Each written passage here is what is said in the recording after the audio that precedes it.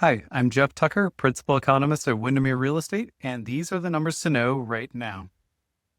The first number to know this month, $108. That is the current price of a barrel of oil as of May 19th, and it is still dramatically elevated from its price range below $60 back before the US launched a war on Iran this year.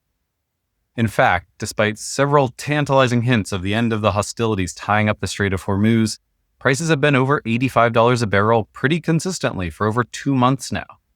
And as long as the flow of oil is constricted, those price pressures will stay elevated. Which brings me to the second number to know this month, 3.8%.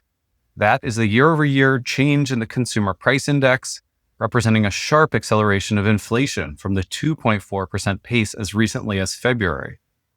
It reflects the higher cost of energy rippling through supply chains, and now inevitably raising prices for consumer products and services. Moreover, the producer price index also just jumped sharply to a 6% year-over-year gain, well above the consensus forecast, which is a good indicator of even more pain coming for consumers. Higher inflation also tends to feed into the interest rates on bonds, and this spring has been no exception.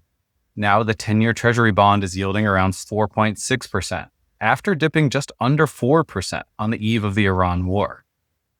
And we know higher treasury yields usually mean higher mortgage rates.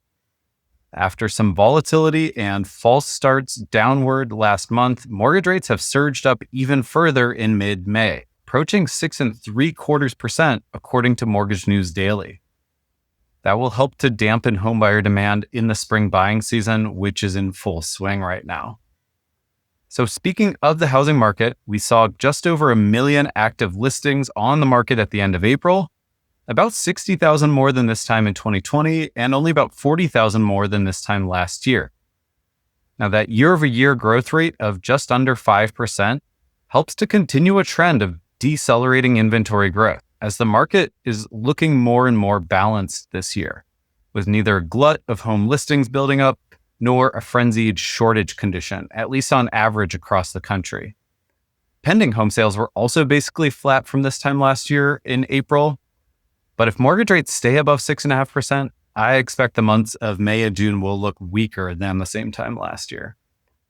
Once again, that means the forecast really depends on whether durable peace can take hold and whether oil begins to flow again in the Middle East. All right, that is all I've got for this month, and thanks as always for watching.